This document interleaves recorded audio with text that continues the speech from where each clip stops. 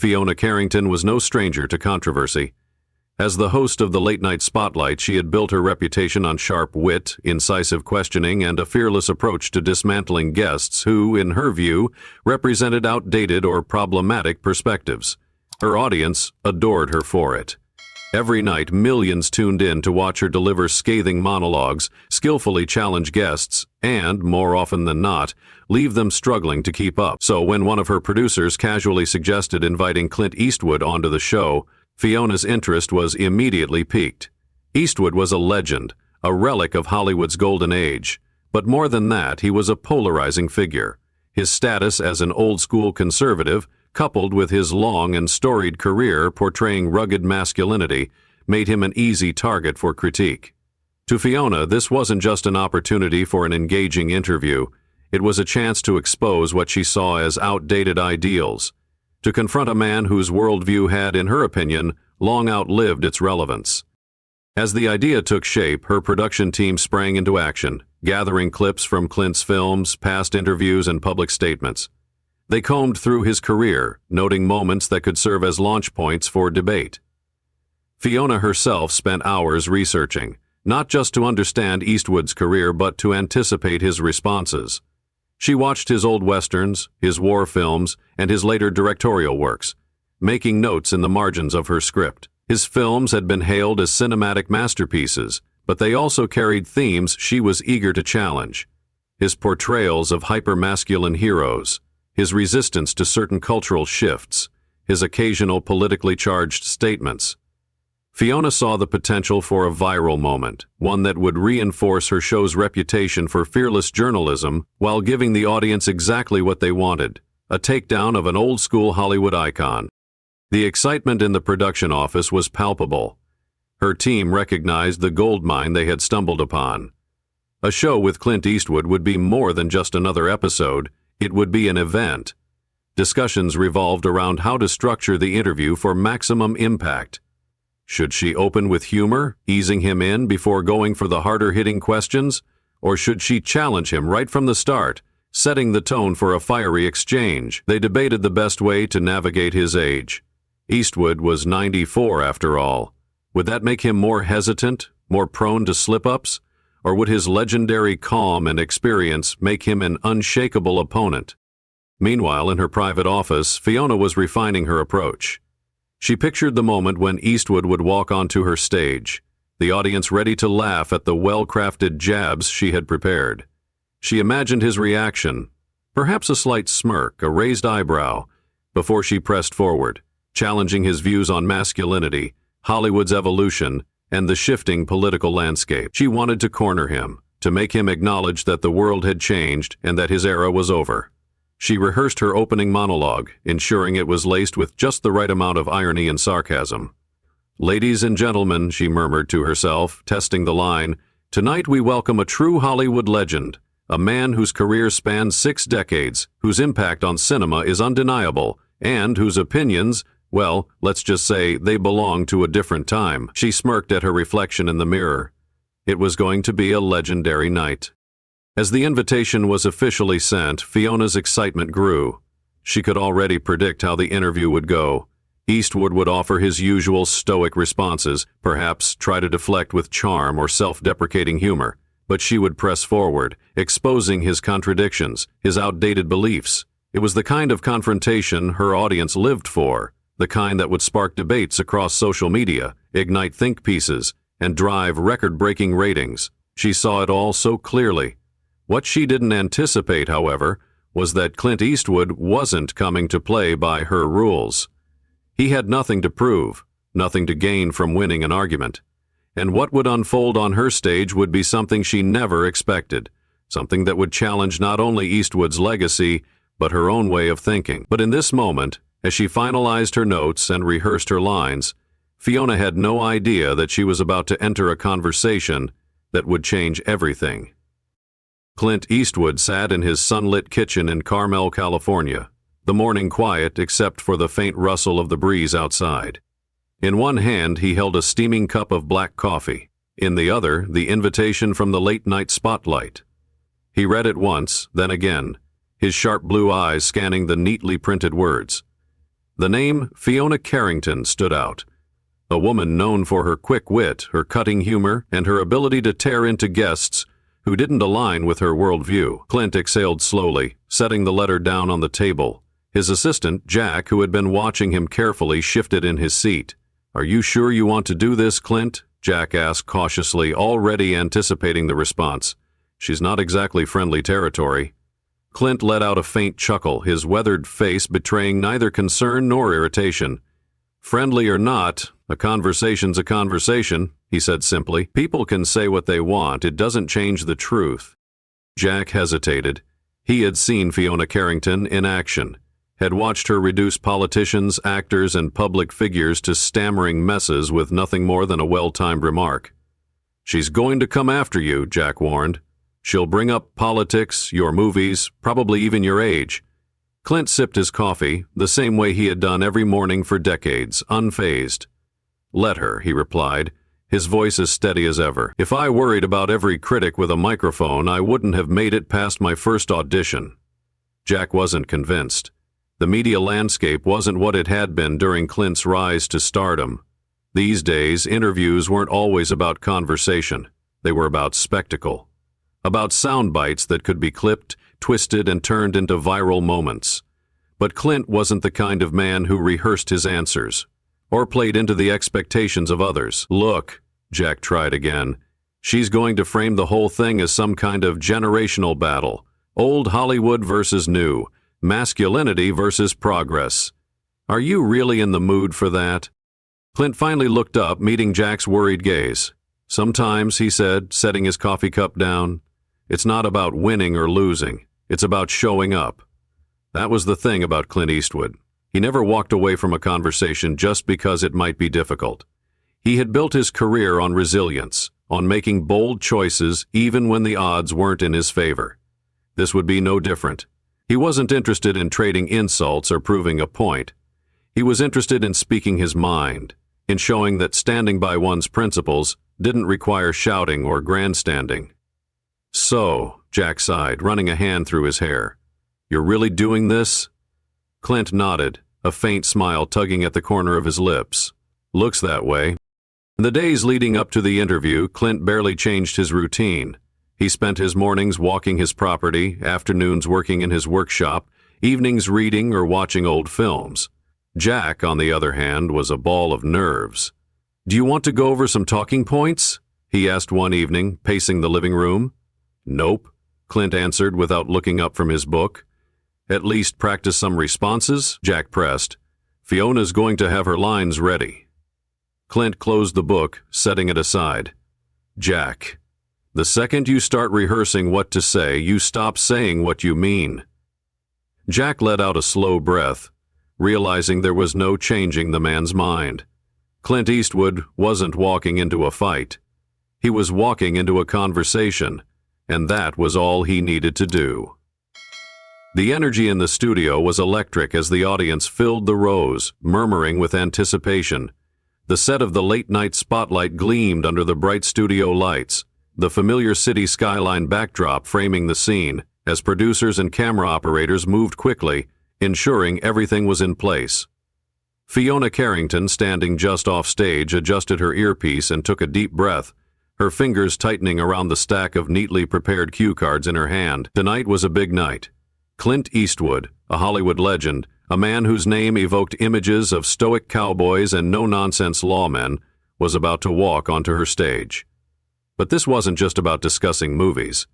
To Fiona, this was an opportunity to challenge the very values Clint represented, to expose the cracks in the old-school ideals that still clung stubbornly to relevance. The audience had come expecting a showdown, and she was prepared to deliver. Backstage, Clint sat in the green room, calm and composed. He sipped a glass of water, his posture relaxed, completely unbothered by the whirlwind of activity around him. His assistant, Jack, wasn't nearly as composed. Pacing the room, Jack glanced nervously at the monitor that displayed the live audience, shifting in their seats with anticipation. "They're waiting for blood," Jack muttered, half to himself, half to Clint. "You sure you don't want to at least go over some rebuttals?" Clint smirked, setting his glass down. "Nope." Jack ran a hand through his hair, sighing. She's going to come at you fast. Sarcasm, sharp questions, the works. Clint simply shrugged. Let her. A good conversation isn't about speed, Jack. It's about saying what needs to be said. He checked his watch, then leaned back, completely unfazed. Meanwhile, Fiona had already stepped onto the stage, met with thunderous applause as she waved confidently to her audience. Ladies and gentlemen, she began, her voice smooth, deliberate. Tonight we have a Hollywood legend in the house, a man whose career has spanned over 6 decades, a household name, a symbol of old-school masculinity. She paused for effect, letting the crowd murmur with intrigue. Then, with a smirk, she added, and a man who still thinks talking to an empty chair is great television.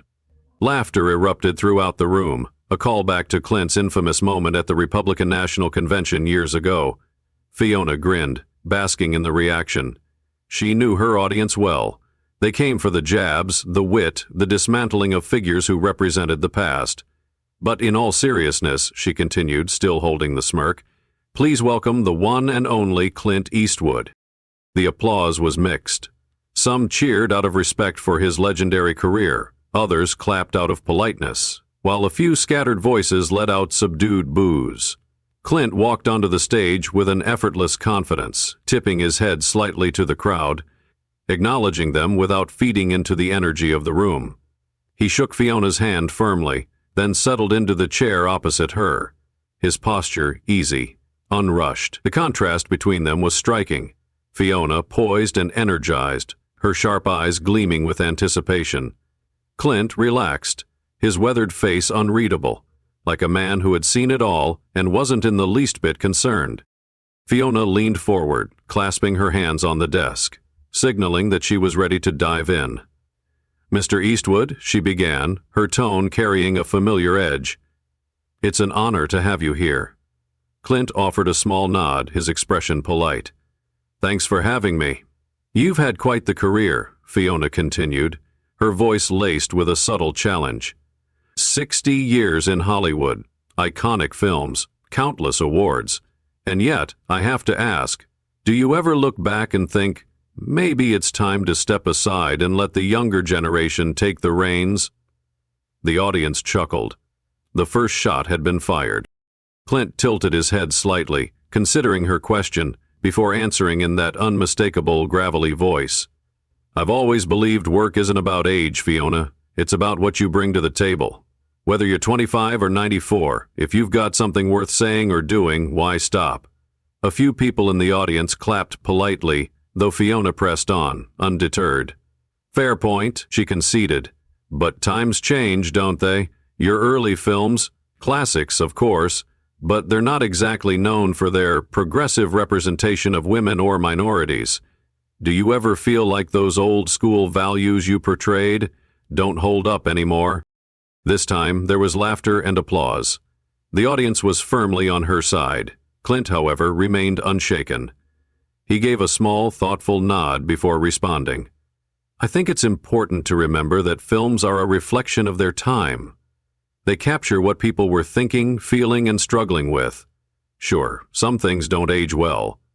But that's true of anything in life. Progress is about learning from the past, not erasing it. His response didn't get laughter or applause. It got silence. Just for a moment. The kind of silence that signaled people were thinking, even if they didn't want to admit it. Fiona quickly adjusted, sensing the shift. She had to keep the audience engaged, keep them on her side. That's an interesting perspective, she said smoothly, but let's talk politics. You've been very vocal over the years, and let's just say your views don't exactly align with a lot of people in this audience. The crowd murmured in approval, ready for the debate. Clint simply smiled faintly. I've always believed in being honest about who I am and what I stand for. If that means some people don't like me, so be it. Integrity isn't about being popular. It's about standing by your principles, even when it's not convenient. This time, the shift in the audience was more noticeable. The cheers weren't as loud. A few heads nodded. Fiona knew she had to regain control, but for the first time she felt something unexpected. Clint Eastwood wasn't flustered, wasn't scrambling for words. He wasn't defensive, he was just steady. And that, more than anything, threw her off. The tension in the room had transformed from playful anticipation to something else entirely. Something Fiona wasn't quite sure how to handle. Fiona Carrington had been in this position countless times before. Seated across from a guest, fully in control of the conversation, her questions sharp and calculated, her audience hanging on every word. She had built a career on moments like these, where she could dismantle a person's carefully constructed persona with a few well-placed jabs, forcing them onto the defensive, making them stumble in front of the cameras. But tonight, something felt different. Clint Eastwood wasn't reacting the way she expected. He wasn't defensive, he wasn't rattled, and he certainly wasn't scrambling to save face. Instead, he sat there with a quiet, unshakable presence, answering her pointed questions with a calm confidence that seemed to be shifting the very atmosphere of the room. For the past 10 minutes, Fiona had done what she did best, challenging Clint's views on masculinity, Hollywood's evolution, and political shifts. She had fired off remarks laced with sarcasm, bringing up everything from his old westerns to his political endorsements, expecting him to waver or show a flash of frustration. But Clint never wavered. Instead, he met each question with a steady gaze, his voice slow and deliberate. "I think people misunderstand what strength really means," he had said at one point, leaning back in his chair, completely at ease. "People like to think being strong means never bending, never changing. But real strength comes from knowing who you are and staying true to that, even when the world around you shifts. It's not about fighting change. It's about knowing which parts of yourself are worth holding on to." That response had silenced the room for a fraction of a second. Even Fiona had hesitated, momentarily thrown off by the simple yet profound nature of his words. She had expected rehearsed talking points or perhaps a thinly veiled dig at modern culture, but instead Clint was offering something much more powerful. Wisdom. He wasn't just trying to win an argument, he was speaking from experience, from a lifetime of navigating an ever-changing world. And somehow the audience could feel that. The energy that had once been filled with laughter at his expense had shifted into something quieter, more contemplative. Fiona, ever the professional, quickly adjusted. "That's an interesting take," she said, crossing one leg over the other, her voice measured. "But don't you think there's a danger in clinging too hard to the past? Progress means evolving, after all." Clint nodded, unfazed. "Of course," he said. "Progress is necessary, but it's also important to remember that not everything from the past is meant to be thrown away. There are values that stand the test of time, things like integrity, discipline, respect. You don't move forward by discarding everything that came before you. You move forward by understanding it, learning from it, and carrying forward what's worth keeping." A murmur spread through the audience. The conversation had taken a turn Fiona hadn't expected. Usually, by this point in an interview, her guests would be sweating, trying to claw their way back from a barrage of rapid-fire questions. But Clint Eastwood wasn't playing that game. He wasn't trying to keep up with her tempo. He was setting his own. And the audience, her audience, was starting to lean in, not out of amusement, but out of curiosity. Sensing the shift, Fiona decided to pivot. "Let's talk about your films," she said, folding her hands on the desk. "You built a career playing these tough, rugged characters, men who solved their problems with a gun and a glare. In today's world, that kind of portrayal of masculinity is being questioned. Do you ever look back at those films and think, maybe they contributed to some unhealthy ideals about what it means to be a man?" This was a moment she had been waiting for, a question she knew would resonate with her audience. She expected Clint to fumble, to offer a half-hearted defense, maybe even joke his way out of it. But he didn't. Instead, he gave her a small, knowing smile before responding. "Well, Fiona," he said, his voice even, "if you actually watch those films, you'll notice something. Those men weren't invincible. They weren't perfect. They had flaws. They faced consequences for their actions. Sure, they were tough, but they also had codes they lived by. Justice, honor, protecting the innocent. People like to look at those movies and see only the surface, but the real message was never just about being tough. It was about what you do with that toughness. It was about responsibility." The audience, which had been ready to cheer for Fiona's challenge, was now silent. A few heads nodded, Even Fiona seemed momentarily caught off guard. This was not the response she had expected, nor was it one she could easily argue against. Clint wasn't dismissing the conversation, he was adding nuance to it. He wasn't rejecting progress, he was defending the idea that some things, like accountability and personal responsibility, weren't outdated at all. Fiona tapped her cue cards against the desk, regrouping. "Fair enough," she said, offering a tight smile. "But what about now? You've been very outspoken about your political beliefs, and let's just say they don't exactly align with a lot of people in this audience. Don't you think that's hurt your legacy?" This was a question that usually made guests stumble, forced them to either double down or backpedal. But Clint didn't hesitate. He simply shrugged. "Maybe," he said, "but I've never been interested in being popular. I've been interested in being honest. You can't live your life trying to make everyone happy.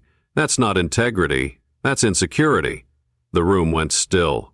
Fiona knew she had lost control of the interview. Not in a disastrous way. She was still in her seat, still asking the questions, but in a way that meant something deeper.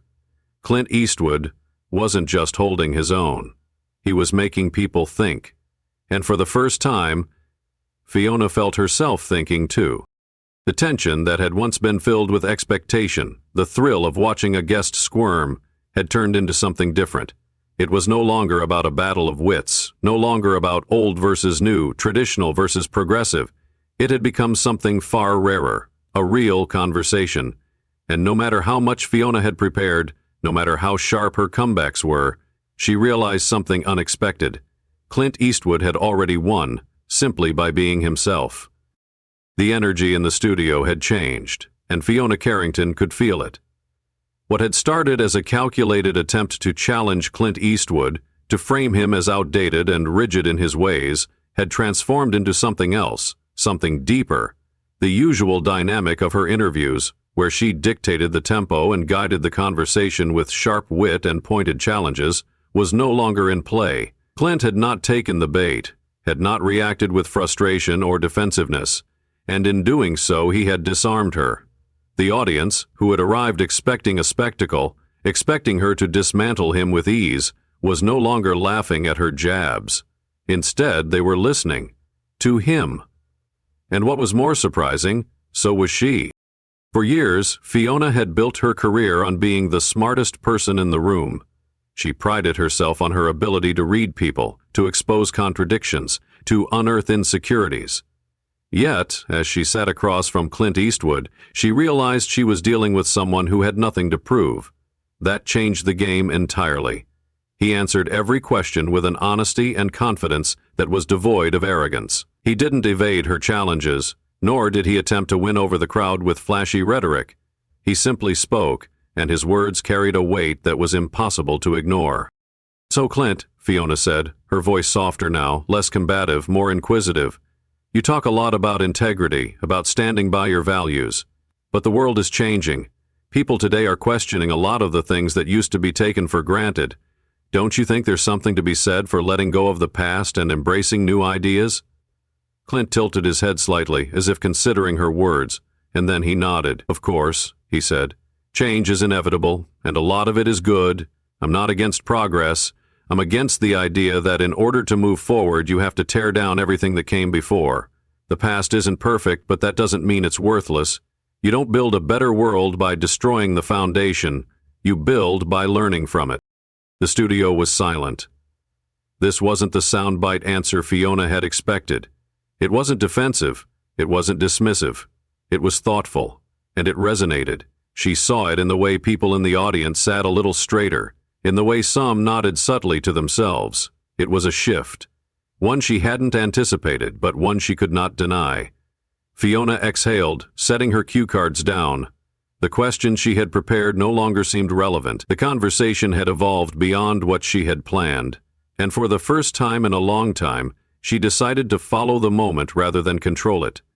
"You know," she said, "I think a lot of people, especially in my generation, struggle with the idea of tradition.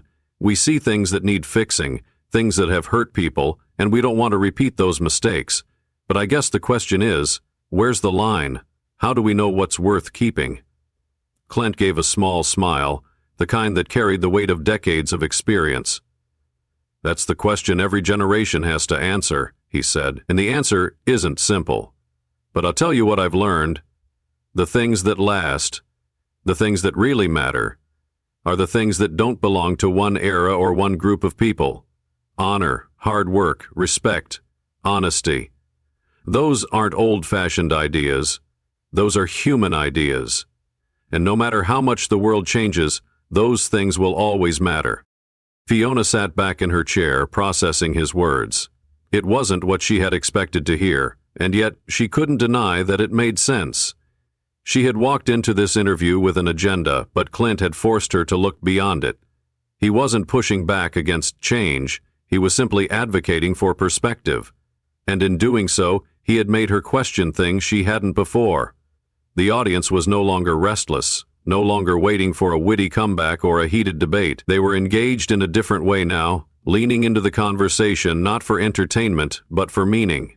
Fiona could feel it, and it unsettled her. Not because she felt she was losing control, but because for the first time in a long time, she wasn't sure she wanted to be in control. She wanted to listen. She looked at Clint. This man she had assumed would be an easy target, a relic of a different time who wouldn't be able to keep up with her. And yet, here he was, not only keeping up, but leading the conversation into territory she hadn't planned for. She cleared her throat. "You've lived through a lot of different eras, seen the world change more times than most people can imagine. Do you think we're heading in the right direction?" Clint took a moment before responding. "That depends on what you mean by right," he said. "If you're asking if the world is better in some ways, sure. Technology, medicine, opportunity. There's a lot of good. But if you're asking if people are better, if we're kinder, more thoughtful, more willing to listen to each other, I think that's still up in the air. Progress isn't just about what we build, it's about how we treat each other along the way. And sometimes, I think we forget that." The weight of his words settled over the room like a quiet storm. Fiona felt something stir inside her, a realization maybe, or just the rare experience of being truly moved by another person's perspective. She wasn't used to this. But maybe that was the point. She looked at Clint, and for the first time since the interview began, she smiled. Not a smirk, not a calculated expression, but a genuine, quiet smile. "Well," she said, "I think you've given me a lot to think about." Clint nodded, his expression unreadable but somehow knowing. "That's all any of us can do, Fiona. Think, listen, and maybe, just maybe, the audience, no longer rowdy, no longer expecting fireworks, erupted into applause. Not the laughter-filled claps that had greeted Fiona's earlier jabs, but something warmer. Something real. And as Fiona sat there watching Clint Eastwood, this man she had expected to be just another guest, just another headline, she realized that she had just been part of a conversation she wouldn't soon forget. Clint Eastwood sat forward slightly, his weathered hands resting on the arms of his chair, his gaze steady as he took a moment to collect his thoughts. The atmosphere in the studio had shifted. Gone was the anticipation of a combative interview, replaced by an air of quiet introspection. Fiona Carrington, who had walked into this conversation prepared to challenge him at every turn, now found herself leaning in, not out of obligation, but out of genuine interest. The audience, once eager for sharp quips and fiery debate, had become utterly transfixed. They weren't just watching an interview anymore, they were witnessing something rare, an authentic exchange of wisdom and perspective. Clint cleared his throat slightly before speaking, his voice as steady and unhurried as ever. "You know," he began, "people like to look at the end result. They see someone successful, someone who's done something with their life, and they think it must have all been smooth sailing. But life isn't a straight road. It's full of twists, dead ends, and a hell of a lot of potholes. The people who make it, the ones who really build something worthwhile, aren't the ones who had it easy. They're the ones who kept going even when every damn sign told them to quit." The studio remained eerily silent as his words hung in the air. Fiona, who had made a career out of redirecting conversations to fit her narrative, found herself unable to interject. This wasn't a scripted soundbite. It wasn't a political defense or a Hollywood anecdote meant for entertainment. This was something more, a rare glimpse into the mind of a man who had lived through decades of change, hardship, and triumph. Clint leaned back slightly, his eyes scanning the room before continuing. When I first got to Hollywood, I was nobody. Just a kid with a bad haircut and a voice people said was too soft for the screen. I didn't have connections, I didn't have money, and I sure as hell didn't have anyone handing me opportunities. I took whatever job I could find, construction, truck driving, digging swimming pools, anything to get by. Acting wasn't even my main focus at first. It was just something I stumbled into because I needed a paycheck. But when I got that first chance, no matter how small, I treated it like it was the biggest opportunity in the world. Fiona raised an eyebrow, curiosity lighting up her face. "And what kept you going?" she asked, her voice softer than before. Most people would have given up after a few failed auditions. Clint chuckled, a deep, knowing sound. "Failure's only failure if you stop," he said.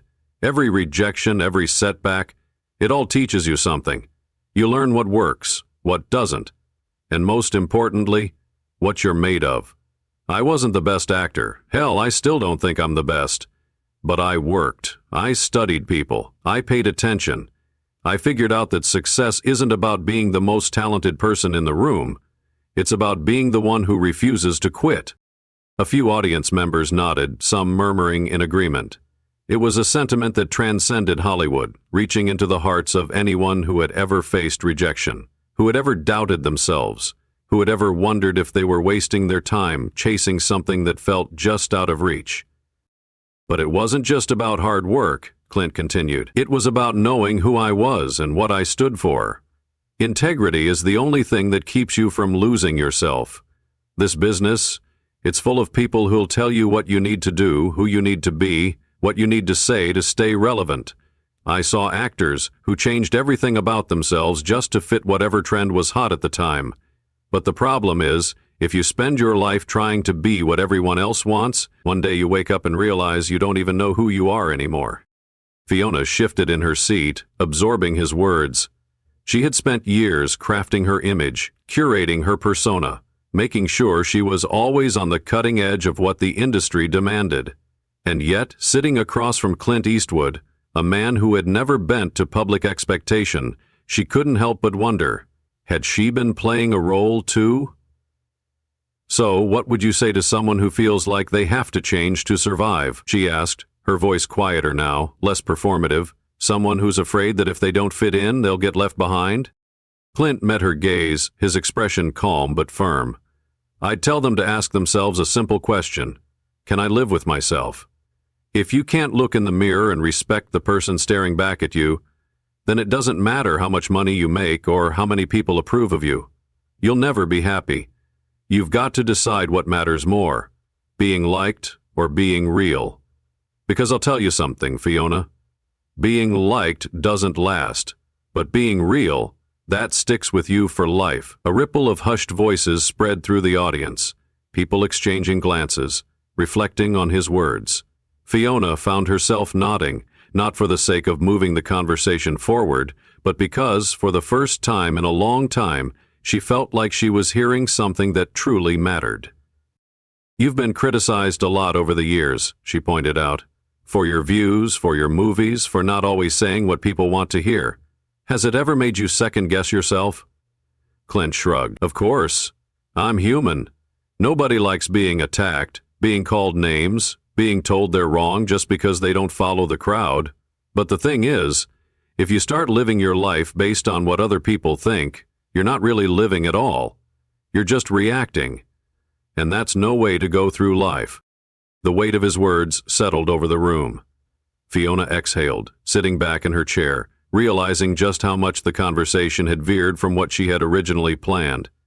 She had expected to challenge him, to expose contradictions, to show how out of touch he was. But instead, he had shown her something entirely different: perspective. She looked around the room, at the faces of the audience, and she saw something she hadn't anticipated. Respect, not just for Clint Eastwood, but for the conversation itself. This wasn't a debate. It wasn't about proving one side right and the other wrong. It was about understanding. And in a world that thrived on division, that in itself was something rare. "So," she said finally, offering him a small, genuine smile, "if you had to sum it all up, one lesson, one piece of advice to leave people with, what would it be?" Clint thought for a moment, then nodded to himself before answering.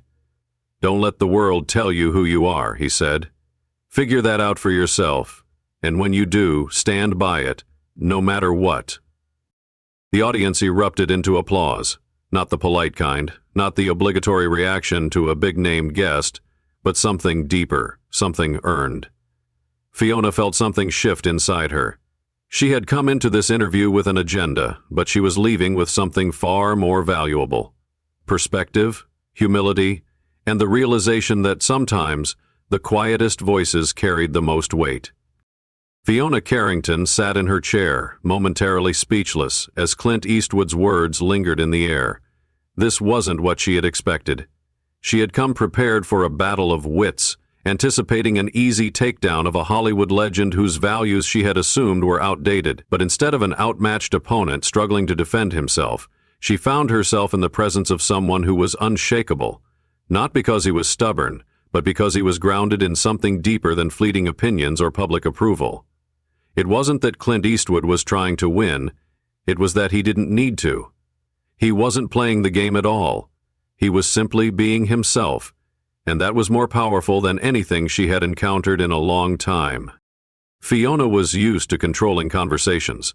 Her show had built a reputation for exposing contradictions, for forcing public figures into corners where their words could be dissected for entertainment and scrutiny. And yet she found herself in unfamiliar territory now.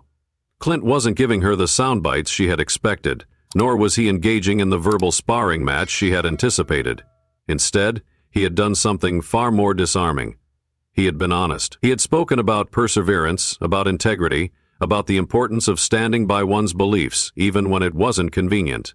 And in doing so, he had shifted the entire dynamic of the conversation. She looked out at the audience. They too had changed. At the beginning of the interview, they had been on her side, laughing at her sharp quips and eagerly awaiting her next pointed remark. But now, they were listening. Really listening. Not because Clint Eastwood was a Hollywood icon, but because what he was saying resonated. His words weren't about politics or generational divides or even his career. They were about life, about what it meant to be true to oneself, to weather storms without losing sight of what mattered. And Fiona, for all her years in the industry, for all her expertise in steering conversations, realized she had nothing to counter that with. She cleared her throat, shifting in her seat. "I have to admit, Clint," she said, her voice quieter than before, "I didn't expect this conversation to go the way it has." Clint gave a small, knowing smile. "Life's full of surprises, Fiona," he said simply. She exhaled, glancing down at her cue cards, the carefully prepared questions that now felt irrelevant. She could stick to the script, attempt to regain control, redirect the conversation back to safer ground, but something inside her hesitated. For the first time in a long time, she didn't want to.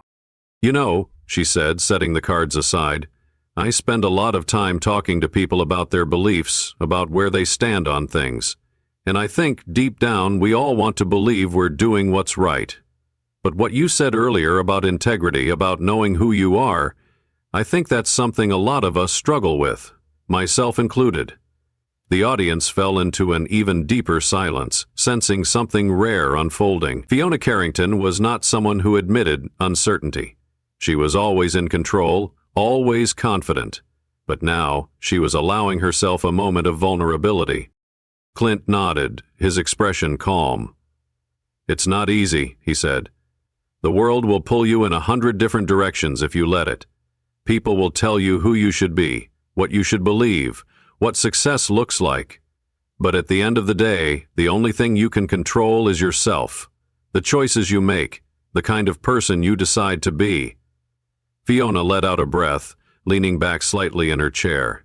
"I think that's harder than most people realize," she admitted, "especially when you're in the public eye. There's this pressure to always be right, to never show doubt. But listening to you tonight, I wonder if maybe we get it backward. Maybe it's not about always having the right answers. Maybe it's about being willing to ask the right questions. Clint gave a slow nod, a small flicker of approval crossing his features. "That's a good place to start," he said. Fiona glanced at the audience again. Their expressions were no longer those of passive spectators. They weren't waiting for entertainment anymore. They were engaged, thoughtful. Some looked emotional, others contemplative. She had seen crowds react before. She had commanded attention, elicited laughter, sparked debate. But this was different. This was something real. She turned back to Clint. "If you could go back," she asked, "and tell your younger self one thing, one lesson you had to learn the hard way, what would it be?" Clint leaned back in his chair, considering her question for a moment. Then he smiled, not in amusement but in quiet reflection. "I'd tell him to stop worrying so much about what other people think," he said, "to trust himself. Because at the end of the day, no one else has to live with your choices but you." The weight of his words settled over the room. Fiona felt something shift inside her, not just in how she saw Clint Eastwood, but in how she saw herself. She had spent years crafting an image, building a brand, making sure she was always one step ahead. But maybe, in doing so, she had lost sight of something important. Maybe she had been so focused on making others question themselves that she had forgotten to question herself. She swallowed, nodding. "That's something I think a lot of us could stand to hear," she admitted. Clint gave her a steady look. Then maybe tonight wasn't a waste of time after all. A quiet laugh rippled through the audience, soft, appreciative. Not the roaring laughter of entertainment, but something gentler. Fiona smiled, genuine and unforced. "Maybe not," she agreed. The conversation had taken a turn she hadn't expected, but she didn't regret it. She had planned for a confrontation, but what she had received instead was something far more valuable, a lesson she hadn't realized she needed. And as the applause slowly built, as the audience rose to their feet in an unexpected standing ovation, Fiona Carrington knew one thing for certain. She wouldn't forget this night, not for a long time. As the interview drew to a close, Fiona Carrington sat back in her chair, absorbing the weight of the conversation she had just had with Clint Eastwood. This wasn't the outcome she had envisioned when she first agreed to have him on the show. She had expected a clash of perspectives, a verbal sparring match where she would dominate with her sharp wit and calculated jabs. Instead, what had unfolded was something entirely different, something real, something raw, and most surprisingly, something humbling. And the audience could feel it too. For a brief moment, there was silence in the studio, the kind of quiet that rarely followed the end of a late-night segment. The usual routine was for Fiona to deliver a witty closing remark, a final punchline that left the audience laughing as they cut to commercial. But now, she had nothing to add. No quip, no sarcasm, just an overwhelming sense that she had been part of something bigger than a televised debate. Then, slowly at first, the applause began to build. A few scattered claps turned into a rolling wave of appreciation, and before Fiona knew it, people were rising to their feet. A standing ovation. Not for her, but for him. Clint Eastwood, ever composed, didn't revel in the applause, nor did he seek validation from the reaction. He simply gave a small nod, the corner of his mouth lifting in quiet acknowledgement. To him, this wasn't about winning over an audience or proving a point. It was about sharing what he believed to be true. Fiona stole a glance at the crowd and saw something she hadn't expected. Genuine admiration. People weren't just clapping because of who Clint Eastwood was. They were clapping because of what he had said, because of the wisdom he had shared, because, despite the generational and ideological gaps that might have separated them, his words had reached them in a way few ever did. As the applause finally settled and the show cut to its final commercial break, Fiona turned to Clint, shaking her head slightly with an amused but respectful smile. "I have to admit," she said, leaning slightly toward him. "I didn't see that coming." Clint chuckled softly, adjusting the cuff of his blazer. "Life's full of surprises, Fiona," he replied, his voice steady as ever. The stage crew moved quickly around them, preparing for the next segment, but Fiona wasn't quite ready to move on. She gestured for Clint to wait a moment as she removed her microphone. "I've had a lot of guests on this show," she said, her tone quieter, more sincere than it had been all night. "But I think this might be the first time I've walked away from an interview actually feeling like I learned something." Clint gave a small nod, his eyes twinkling with something that almost resembled amusement. "That's the thing about conversations," he said. "The good ones aren't about winning or losing, they're about listening." Fiona exhaled, the weight of those words settling over her. She extended her hand. "Thank you for coming, Clint." He shook her hand firmly. "Thank you for having me." As Clint left the stage and made his way backstage, the energy in the studio still hung heavy with the impact of the moment. Crew members, producers, even some of Fiona's closest staff exchanged glances that wordlessly conveyed the same thought. Something important had just happened. Meanwhile, outside of the studio, the public reaction was already taking shape. Within minutes of the interview's conclusion, clips began surfacing on social media. Short snippets of Clint's words about integrity, about resilience, about knowing who you are, were being shared and reposted at an astonishing rate. Some labeled it the most refreshing late-night interview in years, while others praised Clint's ability to remain composed and sincere in the face of what was expected to be a hostile exchange. On Twitter, hashtags like Clint Wisdom, Eastwood Masterclass, and Respect Earned began trending, with people from all walks of life chiming in. Some expressed admiration for Clint's ability to disarm with honesty rather than aggression, while others found themselves reflecting on his words in a deeply personal way. One user wrote, "I started watching that interview expecting another gotcha moment from Fiona Carrington. Instead, I got a lesson in what it means to stand by your principles. Bravo, Mr. Eastwood."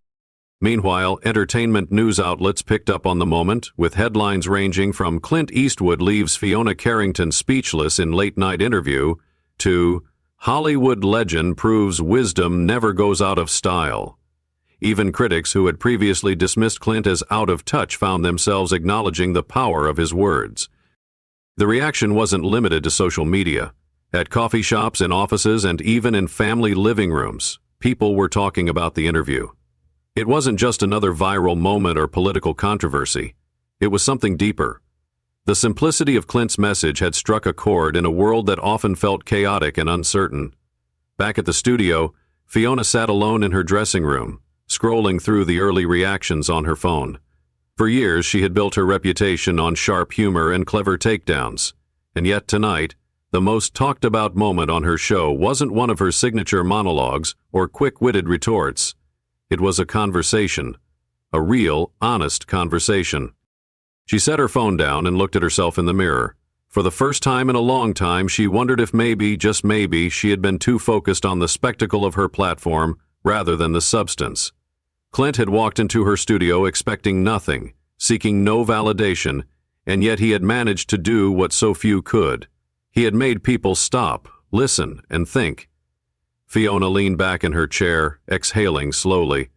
She had invited Clint Eastwood on her show to challenge him. Instead, he had challenged her, and she wasn't sure she'd ever see her job, or herself, the same way again. In the days following the interview, Fiona Carrington found herself reflecting more than she ever had before. She had built her career on sharp wit, on the ability to expose contradictions in her guests, on pushing the boundaries of political and cultural discussions with a confidence that left little room for doubt. And yet, for the first time in years, she found herself questioning not just the direction of a single conversation, but the foundation of her approach as a journalist and television host. The reaction to the interview with Clint Eastwood had been overwhelming, not in the way she had anticipated, but in a way she couldn't ignore. Instead of the usual cycle of media headlines praising her takedown of a guest, the public was discussing the substance of the conversation itself. People weren't talking about Fiona Carrington's cleverness. They were talking about Clint Eastwood's wisdom, about the way he had held his ground not through arrogance or argument, but through honesty and quiet confidence. And perhaps most surprising of all, they were talking about Fiona in a different way, not as the sharp-tongued host who dominated the conversation, but as someone who, for the first time, had been challenged to listen. Fiona scrolled through the comments online, reading posts from viewers who had been moved by the discussion. Some wrote about how Clint's words had given them a new perspective on resilience and integrity. Others commended Fiona not for her usual wit, but for allowing the conversation to unfold naturally. One comment stood out. For the first time, Fiona wasn't just performing, she was listening, and that made all the difference. She exhaled, leaning back in her chair. Was that true? Had she really spent her career performing rather than engaging? Had she been so focused on crafting the perfect on-air persona that she had lost sight of what real conversation could be? The thought unsettled her. It was easy to brush off criticism when it came from people who disagreed with her stance, but this was different. This wasn't about politics, ideology, or entertainment. This was about something deeper. The next time she stepped onto the set of her show, Fiona felt a shift within herself. As she sat behind the desk scanning the audience, she realized that, for the first time in a long time, she wasn't thinking about how to dominate the conversation. She wasn't planning her next quip, wasn't strategizing how to catch her guest off guard. Instead, she was thinking about how to listen, about how to make space for something meaningful. That night, her guest was a renowned scientist discussing climate change, a topic Fiona had covered before, but this time she approached the conversation differently. Instead of turning it into a debate, she leaned into curiosity. She asked questions with genuine interest, rather than with the intent to challenge. She let the conversation breathe, and as she did, she saw something in the audience she hadn't seen in years. Engagement, not just entertainment. People weren't waiting for the next joke or dramatic moment. They were leaning in, paying attention. Backstage, her producers noticed the shift as well. Veronica, her longtime head writer, approached her after the show, arms crossed but with an approving nod. "That was different," she said, raising an eyebrow. "Not bad different, just different." Fiona smirked. "Let me guess, I didn't land enough jokes?" Veronica shrugged. "Maybe, but you know what? People were listening, really listening."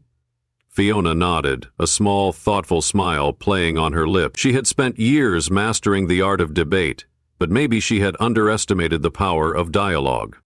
The transformation didn't happen overnight. Fiona wasn't about to abandon the sharp style that had made her show successful, nor was she suddenly going to stop challenging her guests. But the way she approached conversations had changed. She no longer saw them as battlegrounds, as opportunities to expose or dismantle someone's argument. Instead, she saw them as something more valuable, opportunities to understand, to learn, to engage in a way that left room for nuance. She found herself thinking back to Clint Eastwood's words about integrity, about staying true to oneself, about resisting the urge to let outside voices dictate who you should be. He had lived by those principles, and in doing so, had left an impact that extended far beyond Hollywood. Her audience noticed the change. Over the next few months, viewers began commenting on the shift in her interviews. They weren't necessarily less sharp, but they were more thoughtful. There was a new depth to her questions, a willingness to let conversations unfold rather than control them. Some critics accused her of softening, of losing her edge, but Fiona didn't mind. She had learned something invaluable from her conversation with Clint. Listening wasn't a weakness. In fact, it was the most powerful tool she had. One evening, as she prepared for another show, she received an unexpected letter. It was from an older viewer who had been watching her for years. The handwriting was neat but slightly shaky, the ink carefully pressed into the paper. "Mrs. Carrington," it read, "I've always admired your intelligence and confidence. But lately, I admire something else, your willingness to listen. Thank you for reminding us that real strength isn't just in speaking, but in understanding." Fiona read the letter twice, feeling an unexpected lump in her throat.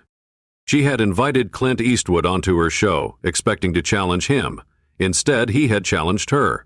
And now, long after the cameras had stopped rolling, she was still learning from that conversation. It had changed the way she saw her work, her audience, and most importantly, herself. And in the end, that was the most valuable lesson of all. In the months following the interview, the impact of Clint Eastwood's words continued to ripple through Fiona Carrington's show, her audience, and most importantly, her own perspective. What had begun as a planned takedown of a Hollywood legend had unexpectedly turned into one of the most meaningful conversations of her career.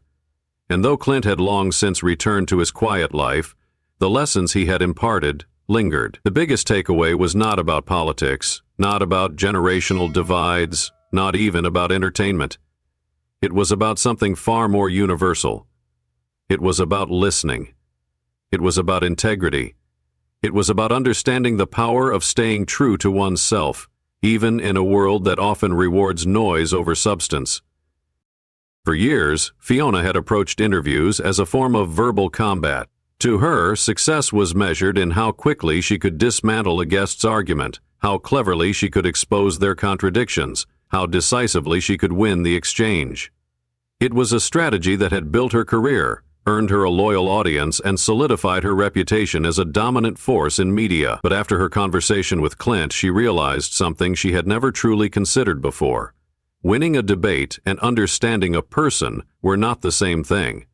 In her relentless pursuit of the former, she had often neglected the latter. Clint Eastwood had not come on her show to argue, nor had he come to defend himself. He had simply shown up as himself, calm, honest, and unwavering in his beliefs. He had listened without reacting, spoken without posturing, and in doing so, had done something remarkable. He had shifted the entire dynamic of the conversation without ever raising his voice. He had no interest in proving Fiona wrong, no desire to score points against her, and yet he had left an undeniable impression, not just on her, but on everyone who had watched. The power of that moment was not in what was said, but in how it was said. Clint's integrity was his greatest strength. He didn't bend to the expectations of the audience, didn't change his stance to appease anyone, didn't flinch when faced with sharp questioning. He simply stated what he believed, and because of the way he carried himself, people listened, even those who had walked into the room expecting to dismiss him. Fiona couldn't shake the realization that, in many ways, this was the kind of power she had always wanted, but had gone about achieving it in a completely different way. She had built her influence by being the loudest, by commanding attention through force of personality. Clint had done the opposite. He had drawn people in by being still, by letting the truth of his words carry more weight than the volume of his voice. It was a lesson Fiona took to heart, not just in her career, but in her life.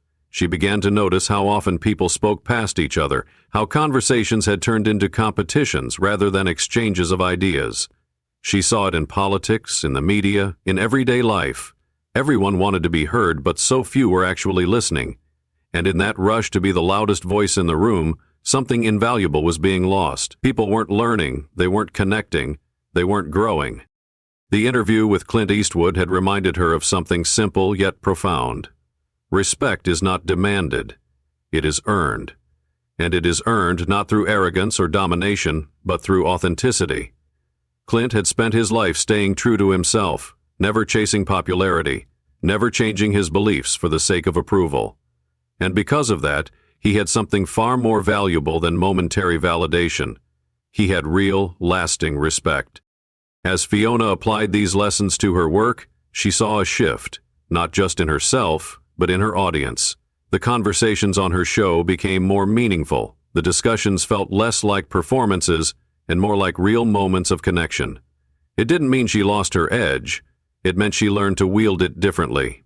She still challenged her guests, still asked the tough questions, but she did so with an openness she hadn't possessed before. Instead of waiting for her turn to speak, she listened. Instead of focusing on dismantling an argument, she focused on understanding the person behind it. One night, long after the interview had aired, Fiona received an email that stopped her in her tracks.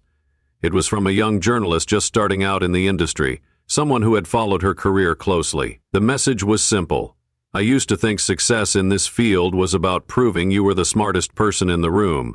But after watching your conversation with Clint Eastwood, I realized that real success is about something else. It's about listening. Thank you for reminding me of that.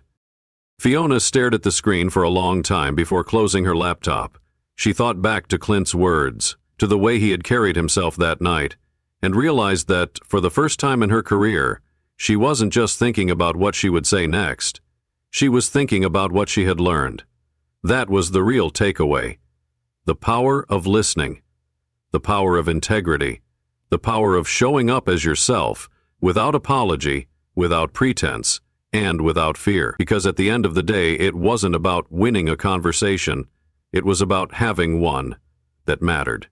One of the most profound lessons from Clint Eastwood's conversation with Fiona Carrington is the power of listening and the strength of integrity. Two virtues that hold immense value, especially as we grow older and reflect on the lives we have lived.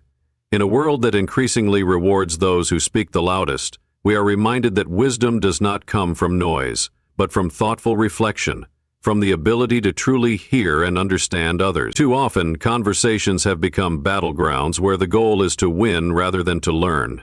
But true connection, whether with family, friends, or even strangers, is built not on dominance, but on respect, patience, and sincerity.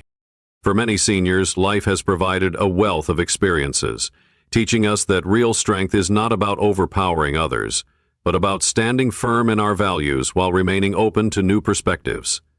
Eastwood demonstrated that respect is not demanded through force, but earned through authenticity. He did not try to outwit his interviewer, nor did he change his beliefs to fit the audience's expectation. Instead, he carried himself with quiet confidence, showing that dignity and self-assurance often speak louder than words. This is a powerful reminder that our worth is not defined by how loudly we express ourselves, but by how we live our lives and the example we set for others. Another key takeaway is the importance of staying true to oneself. In a rapidly changing world, it can be tempting to abandon long-held principles for the sake of fitting in. But integrity means holding on to the values that define us, while also having the wisdom to grow, to learn, and to listen without fear. As we age, we have the unique opportunity to be mentors, to share the lessons we have learned, and to lead by example, not through forceful opinions, but through the quiet power of patience, understanding, and authenticity.